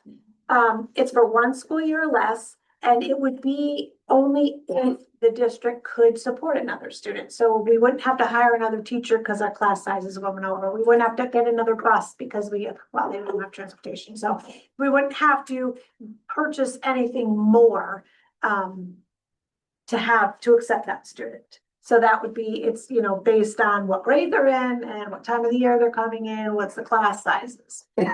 So, we didn't have a set number for 25, 26. So I went on the old, if anyone asked, I went on the old policy. So I'm just asking you to let me know, give me some guidance as to what we will charge for any, out-of-district students for 26, 27. There are other, in the policy, there are other circumstances, such as if it's a graduating senior and they have such, less, not that much time left, or, there's different things like that. There's extenuating circumstances. If somebody moves mid-year, they can finish the year, like all of that's already in. Yes, so this is if someone wanted to come, from the Middletown and they wanted to come to school here, what would we charge them? So if you use the PPE, you're looking, is it either or, the audited or the estimated? Yes. Okay.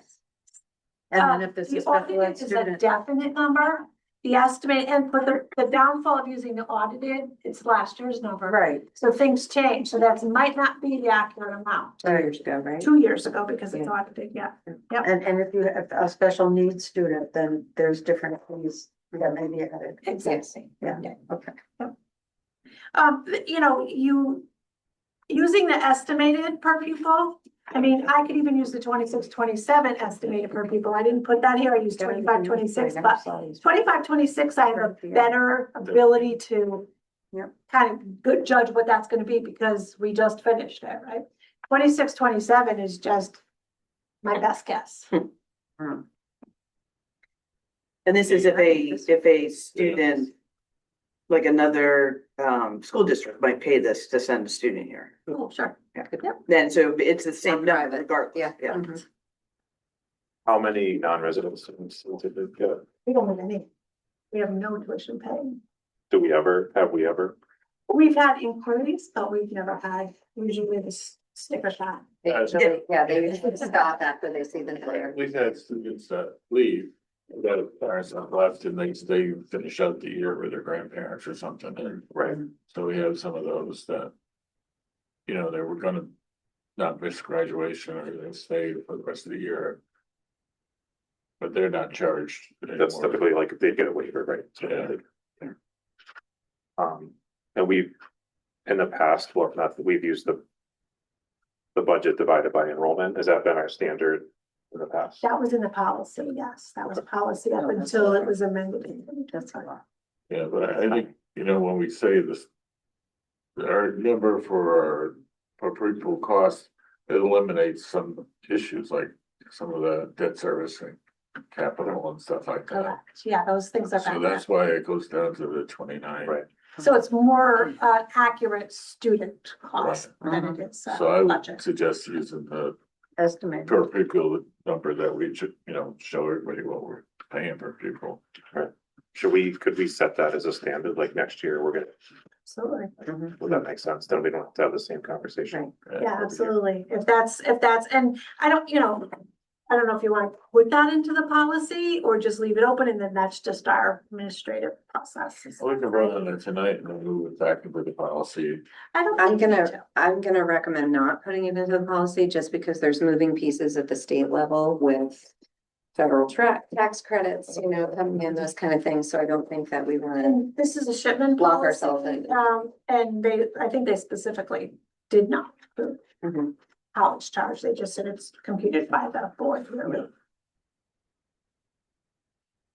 So if we do that, what PPE, the estimated, because quite frankly, by July 1st, or if I would bring this to you earlier next year, I'd bring it to you in June.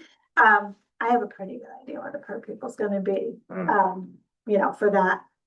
I mean, it's not significant.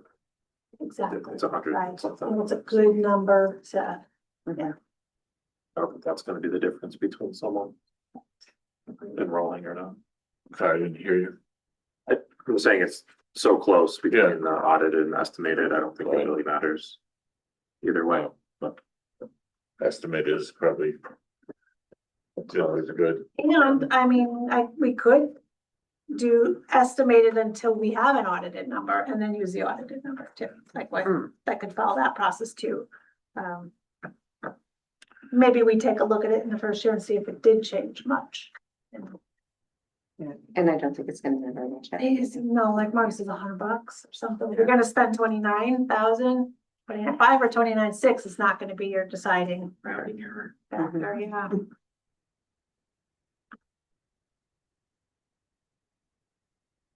Right, so do we wanna set? Yeah. Do we need a vote to set the process by which we? I think what you should probably, my recommendation based on the conversation would be that you vote to accept the estimated PPE moving forward until the board decides to Yeah. do something different, right? Just moving forward until further notice. Okay. You wanna make a motion? Sure, can we do that even though the Says possible vote. I'll say possible I'll vote. say possible vote. okay, perfect. Yes, I'll make that motion. Do we know what the motion is? Yeah, I was gonna say, I would second it if I knew. What Sydney said. My suggestion was that somebody would make a motion to adopt using the estimated PPE until the board, until further notice. Yes.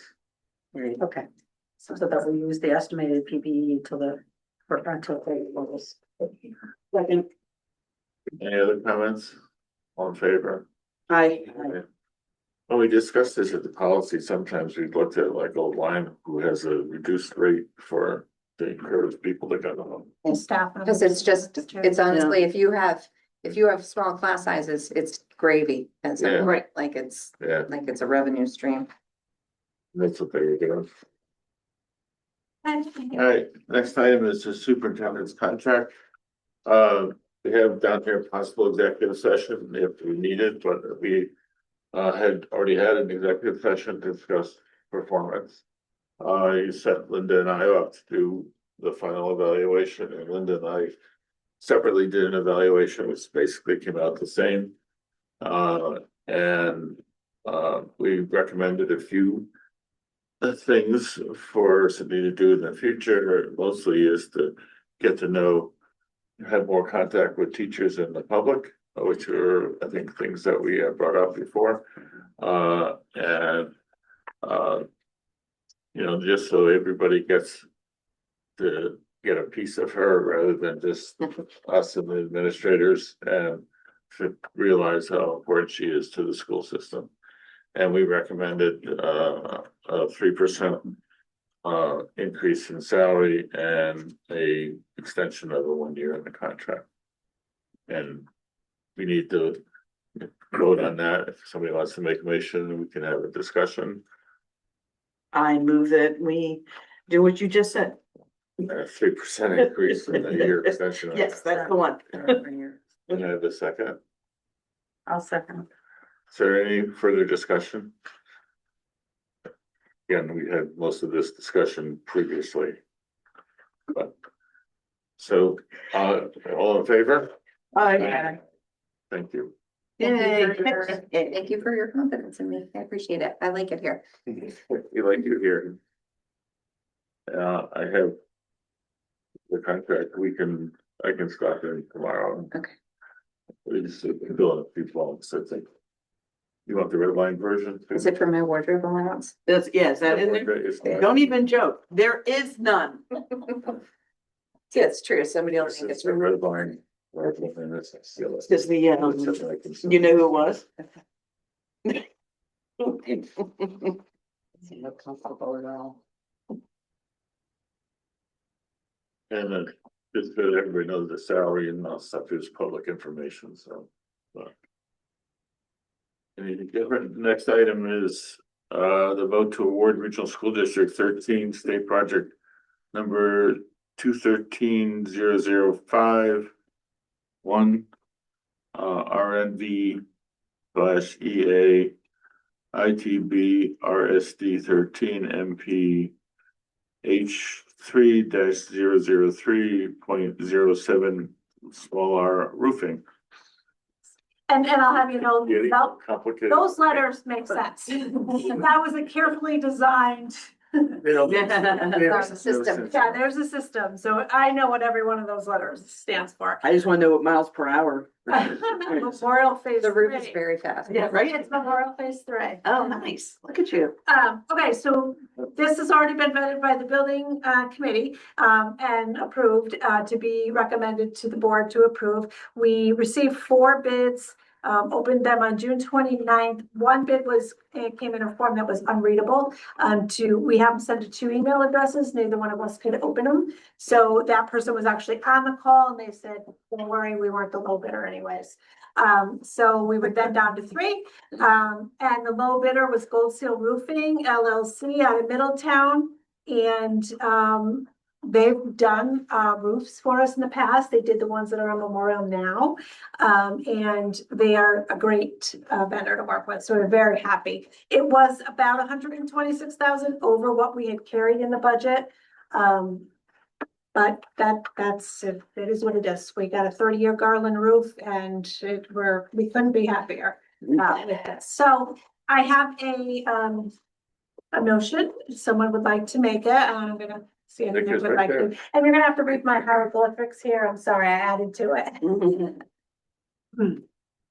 Motion to approve the award of Regional School District 13 School State Project number 213-0051 RNV/EAITB RSD 13 MPH 3-003.7 roofing to Gold Seal Roofing LLC, Armani, with the base bid of $2,213,900 as recommended by ONG to Building Committee on 7/1/26 and recommended to Board of Ed by the Building Committee.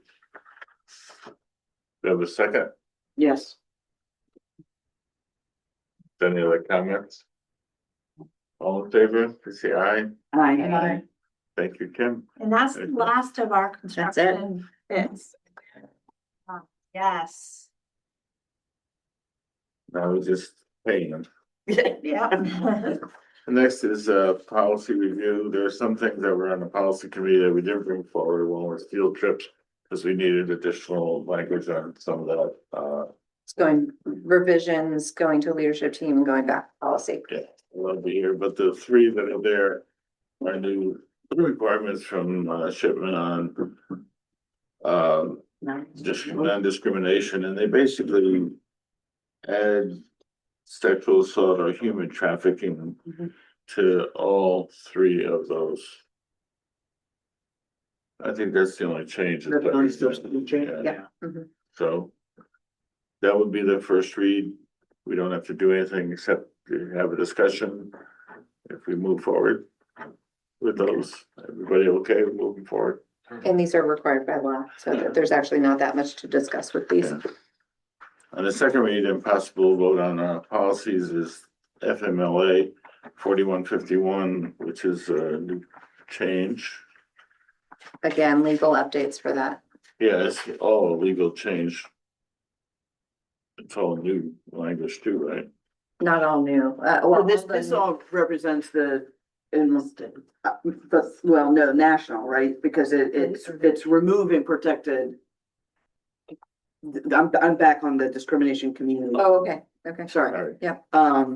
It's removing some of the protected classes. But what it does is those are now covered in Title IX. Right, so I if thought sexual orientation was specifically taken out of Title IX. And it depends on if it depends on state or federal, Okay. right? So state, it was not, federal, it was. Okay. Right. So So the we yeah. can go state law and have that be protected class. Which is in alignment with all of our other. Right. I'm just saying, yeah, I see a big red line through Mhm. discrimination on the basis of sexual orientation, pregnancy, or gender identity or expression. And those would be covered, they are still covered and protected in our other policies.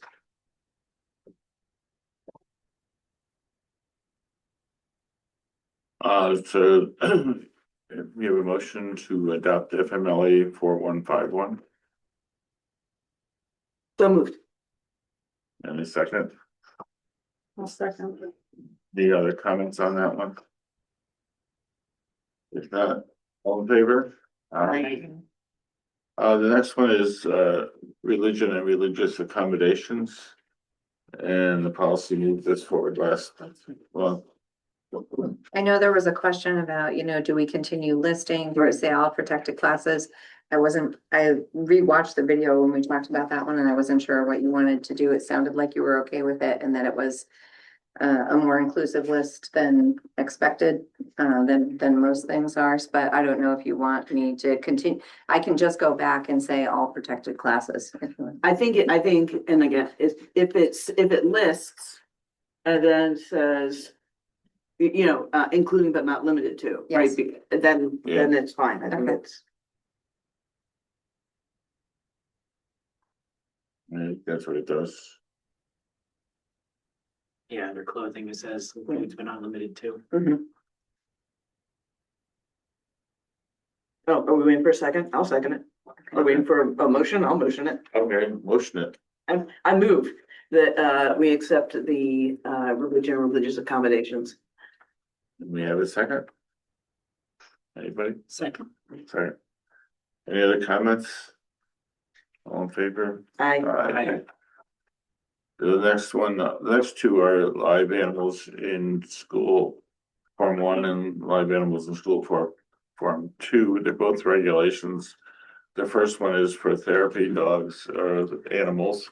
I could have other than dogs. Yes, there's actually specific, I think 6 or 7 animals that can But you actually. can't be bring a therapy pony. dogs. But a pony can be, Yes, I know, but you can't bring it in school. What's the point? but you can if it's actually a service animal. You could ride it. It actually, like that is Can you ride it? dogs You have and to walk. ponies. Yeah. And the second one is on instructional. So if somebody brings in an owl. Oh, nice, yeah. Turtle. Yeah. Or if somebody wants to have a classroom pet, or, Yeah, there's, just regulations and forms for that. yeah, forms for approval, so. Normally, we don't have to approve the regulation, You but don't have to, no. say okay here. Thumbs up. Thumbs up. I'm gonna bring in my baby turtles. Okay, thank you on committee reports. The first 3 we actually gave at the last meeting, but as Sydney said earlier, their minutes weren't ready yet, but now they are. The building committee on June 12th and June 17th basically went over the guaranteed maximum price. And reduced some alternates so we could get the price adopted. Spent a lot of time talking about permit fees, both of them. And then we ended up basically getting down to the final number. And we have the guaranteed maximum price.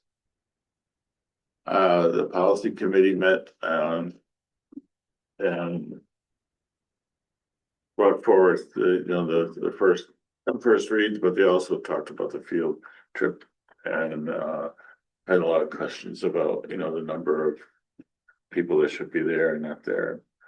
And more chaperones and things, so. That's that report. Board communication and professional development, do we have any? Board communications, we've had a lot of communication, but it's all around one It subject. was the budget, Yeah. I haven't gotten anything since. Yeah, the email since the budget passed. Which is very interesting. Then we won't till next year. Yeah. No, but usually get something. Somebody's, One off somehow. I don't know, we usually get something, but Yeah. we haven't gotten anything. So, again, welcome, Tim, and do you need a ride home? No, I'd probably be good. I think I got, what's that? I'm You walking. can jog home? Yeah. I figured, It's a good idea. standing up. Stretch it out. From what it happened. Do you have is somebody picking you up? I think my daughter's coming. You sure? Yeah, I mean, if you're headed that way, I'll take a ride. If I can get in the car, I mean, that's the other thing, like, I'll drive around. so yeah, it doesn't do my have to best come to out. bend my leg to get in. You lay across the back seat. And You got a pickup truck right now. get a car, lay in the back. Well, I have my car. In case you need to. Listen, I can move pretty good. They just bend it, so. Yeah, well, we'll see if it fits. I'll bring it All around. right, let's do I'm it. over there, so I'll bring it around here. We Perfect. have to check to see if there's public comment. There's 2 people. I know. Oh, okay. Any other public comment? If you would like to make any public comment, please raise your hand.